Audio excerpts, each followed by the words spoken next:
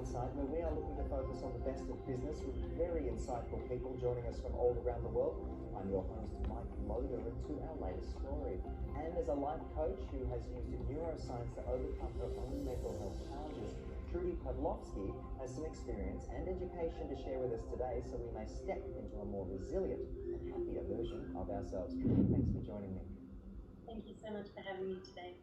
No worries at all. So let's dive right in. How does your physical body work with your mental and emotional state? I don't think it's something that everybody understands fully just yet. We tend to segregate our body away from our mental and emotional well-being. What I've found though is when you look after your body, especially in times of stress, it really helps you mitigate the impact of stress mentally and emotionally as well. So for example, if you're feeling quite stressed mentally, but you notice that your body is really sore and aching, you're tired and you're not sleeping well, chances are you're releasing a lot of cortisol into your system, and that's showing you that you need to make a change in how you're living your life. Absolutely. So how does understanding this sort of thing allow better stress management and I guess support overall well-being? And maybe you can give us an example as well of something you've witnessed. Your body gives you so many clues. So mentally and emotionally, as a teenager, I was really depressed, and physically that was starting to show up: lack of sleep, bad appetite, and they just gradually both were starting to pull each other down. So being aware of how you feel when you're in a good state and being able to mark off the differences so you know, I have an issue here, I have a problem, that's your very first step in knowing you need to make a change. Absolutely. And you've said some wonderful things about a morning routine. I happen to be going through a few things. I think this morning I was just really, I got up out of bed, got my coffee, jumped in the car. I was coming at it with a bit of a stress system. You talk about cortisol. What would be your recommended, what should I change for my morning routine? I just thought it was an interesting one. Your morning routine is the best way to set up your day. So I have a practice of gratitude. So the very first thing I do is, before I even open my eyes, I will smile and I will say the word thank you. Thank you for being alive. Thank you for all that I do have. So an attitude of gratitude is huge. I will also set my alarm a little bit earlier so I don't have to get up with that, oh, I've got to do this, I've got to do that.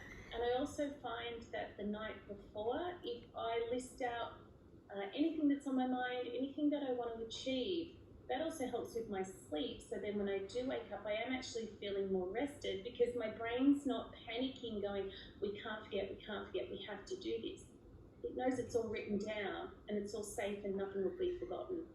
So your evening ritual and your morning ritual can really support a much better start to your day. Good advice. I'm going to have to take that on board. But let's touch on colour as well. You did talk about wearing black earlier, and I think Melburnians tend to wear a lot of black, but I understand colour is a big part of neuroscience and psychotherapy as well at times. Yeah, well, as a teenager, I was really depressed and I used to always wear black. And I will always remember my mum saying, I'm taking away all of your black clothes, my black lipstick as well. And she goes, you're so unhappy because of what you're wearing. And it wasn't until I was an adult that I realised how much colour impacts your mood.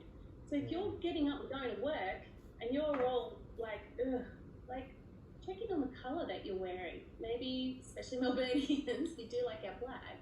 This is actually navy, everybody. Maybe add a coloured scarf.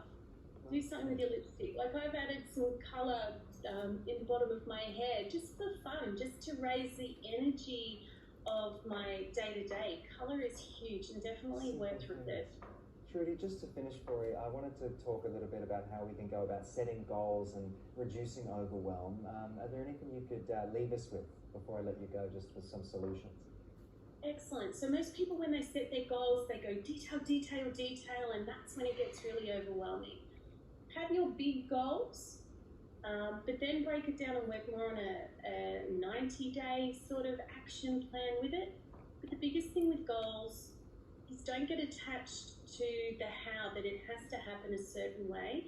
Allow yourself to be open to possibility and opportunity, and curate a belief in your mind that your goals will happen, that it is happening, that the universe has your back, that you are so damn lucky that everything you want you always get. And then just take small, daily, incremental action to achieve your goals. Trudy, well said. And like I said earlier in the interview, it's no chance that I ended up talking to you on my list today, because I very much picked up what you're putting down. And I want to thank you for joining us on the network, and of course providing us with that timely reminder to take a step back, take a breath, set some goals, and look after ourselves. Exactly. Wonderful stuff. Thank you so much. Well, there you have it. I hope you learned something from my discussion there with Trudy. I hope you're feeling a little bit more mellow. I know I am. And I want to thank you so much for joining me on the program. And be sure to head to tickernews.co for breaking news coming to you from right around the world. I, of course, will see you again very soon.